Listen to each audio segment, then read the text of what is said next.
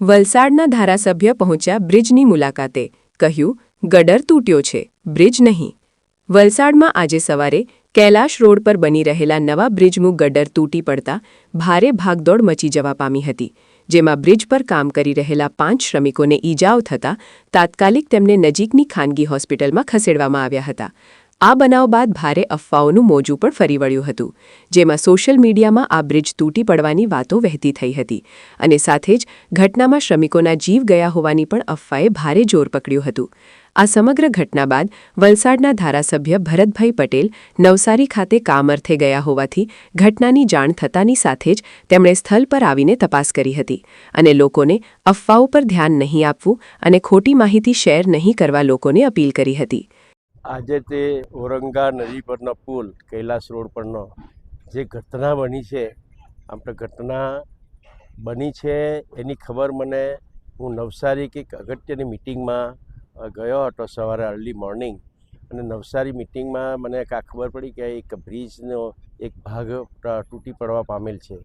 પણ ત્યાંથી જ મેં પ્લાન્ટ ઓફિસર, એડીએમ અને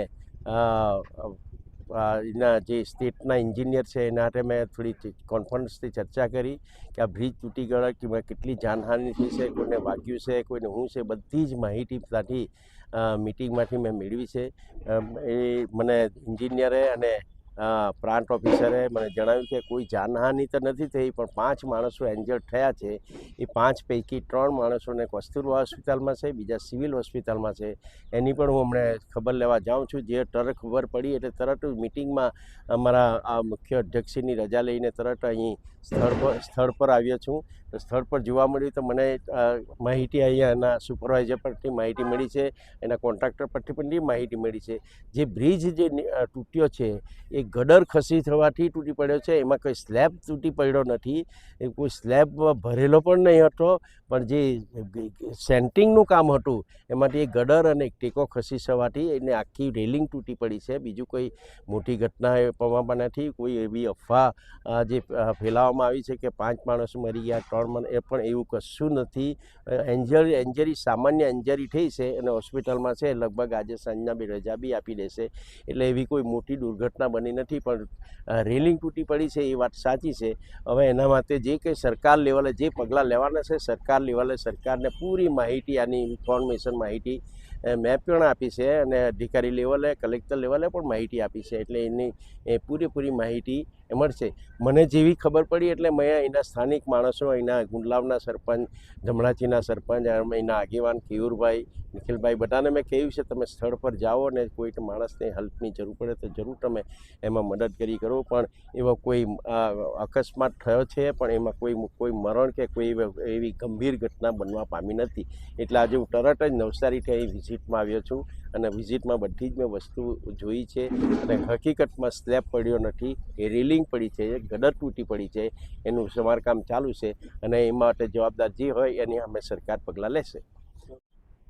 મુખ્ય મથકથી ગુંડલાવ તરફ જતા જે ઔરંગા નદી પર બ્રિજની કામગીરી ચાલુ હતી, જે હાઈ લેવલ બ્રિજ બનાવવામાં આવી રહેલો છે, તેમાં આજે P1 P2 લોકેશન પાસે કામગીરી દરમિયાન જે ઘટના બનવા પામેલી તેમાં વિગત આપતા જણાવું છું કે ત્યાં જે સાઇટ એન્જિનિયર હતા તેમના દ્વારા જે ઉપર કામ કરી રહેલા હતા શ્રમિકો અને માણસો, તેમને સૂચના આપવામાં આવેલી હતી કે આ પ્રમાણે તમારે ચેક આટલા તમારે ઊંચો કરવાનો છે લેવલમાં લાવવા માટે, ગર્ડરો બધા લાઇન લેવલ કરવા માટે.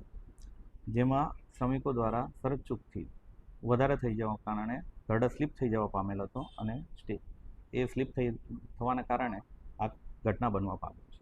અને જેમાં 5 માણસો જે ઉપર કામ કરતા હતા તેમાંના મોટે ભાગના આ બધાને ઈજા થઈ હતી, સામાન્ય નાની મોટી. એમાં 4 જણાને નાની ઈજા ને એક વ્યક્તિ છે તેમને થોડી વધારે ઈજા છે ને બધાની તરત ખાનગી હોસ્પિટલ કસ્તુરબા હોસ્પિટલમાં સારવાર ચાલુ છે. અને સારવાર દરમિયાન અમે વિઝિટ પણ કરી છે અને એ લોકોને બીજું કોઈ તકલીફ નથી.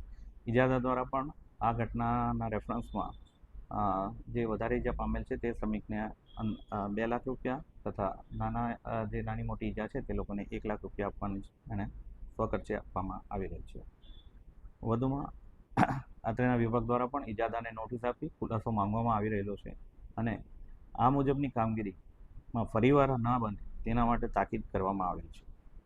માર્ગ અને વિભાગ દ્વારા પણ અમે હવે પહેલેથી સારા અને ગુણવત્તાયુક્ત કામો થાય તે માટે કટિબદ્ધ છે અને ભવિષ્યમાં આવી ઘટના પણ આવી મોટી ઘટના કે નાની ઘટના કોઈ પણ જાતની ઘટના ન બને તે કરવા માટે અમે ખૂબ જ પ્રયત્નશીલ રહીશું.